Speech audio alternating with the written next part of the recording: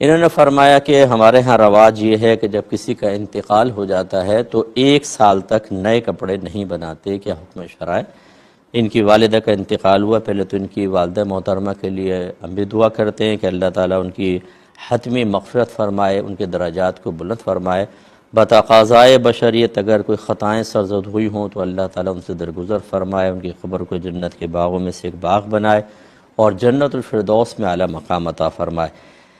دیکھیں، ہمارے نبی کریم صلی اللہ علیہ وسلم نے اس سلسلے میں بالکل واضح تعلیم دی ہے کہ کسی عورت کے لیے یہ حلال نہیں جو اللہ تعالیٰ اور اخروی دن پر ایمان رکھتی ہو کہ وہ کسی کی موت پر 3 دن سے زیادہ سوگ منائے۔ ہاں، وہ اپنے شوہر کی وفات پر 4 ماہ 10 دن سوگ منائے گی۔ سوگ کا مطلب ہوتا ہے غم کا اظہار کرنا۔ ایک ہوتا ہے احساس غم، ایک ہوتا ہے اظہار غم۔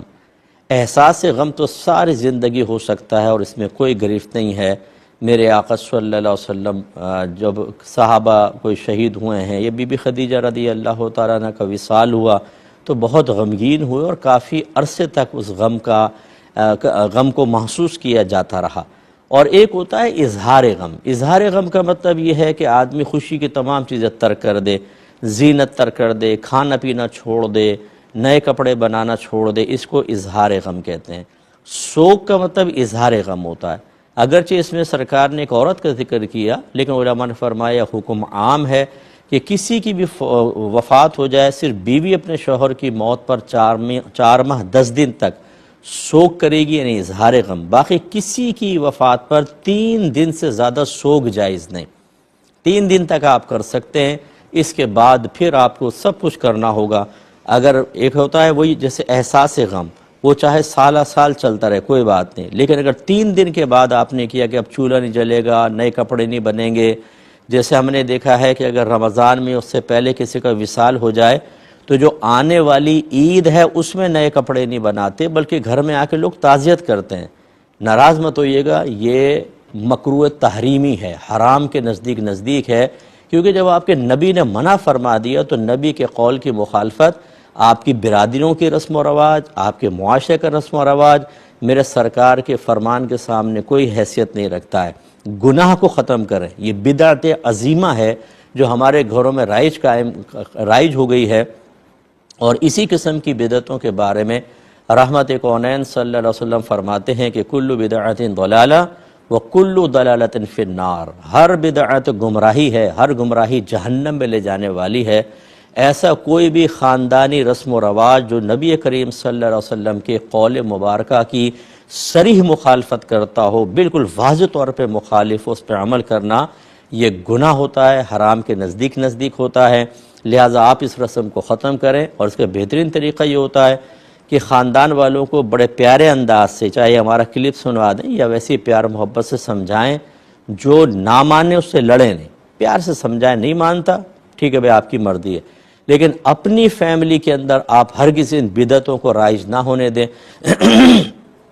اگر آپ کے فرض کر لیں جیسے والدہ کا انتقال ہوا، 3 دن گزر گئے، چاہے مطلب عید آ رہی ہو، بقرعید، آپ اس میں بالکل خوشیوں کا اظہار کریں، اپنے بچوں کو نئے کپڑے بنوائیں۔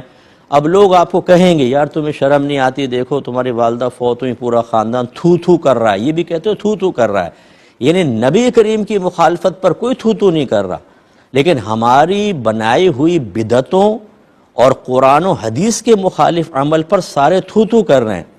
غور کیجئے کہ نبی کے قول کے اوپر عمل کرے تو آدمی لائق تھو ہو جائے، اور ان کے خلاف جائیں تو واہ بھائی سبحان اللہ، تم نے برادری والوں کے ساتھ دیا ہے۔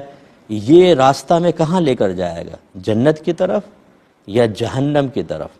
تو اگر کوئی ایسا کر بھی رہا ہے، آپ بالکل دنیا والوں کی پرواہ نہ کریں، اپنی پرواہ کریں، اپنے نبی کا کہنا مانیں، انشاءاللہ آخرت میں سرخرو نے کہا کہ یہ کہا جاتا ہے کہ پیدا کرنے والے سے پالنے والے کا حق زیادہ ہوتا ہے، کیا یہ بات صحیح ہے؟